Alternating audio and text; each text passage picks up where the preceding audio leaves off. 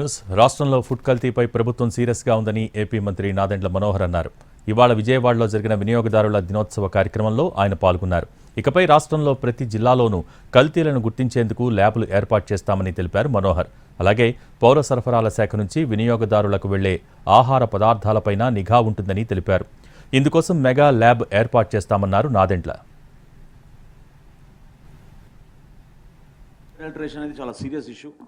దీనిపైన కూడా లోతుగా అధ్యయనం చేయాలి. ప్రతి జిల్లాలో ఒకటి ఏర్పాటు చేద్దామనే ఒక ప్రయత్నం ఏదైతే మీరు చెప్పారో తప్పకుండా దాని గురించి మన గౌరవ ముఖ్యమంత్రి గారి దృష్టికి తీసుకెళ్లి వాటిపైన కూడా అధ్యయనం చేద్దాం. మేము పౌర సరఫరాల శాఖ నుంచి కేంద్ర ప్రభుత్వం నుంచి ఒక సెంట్రలైజ్డ్ ల్యాబ్ కోసం మేము అనుమతి తెచ్చుకున్నాం.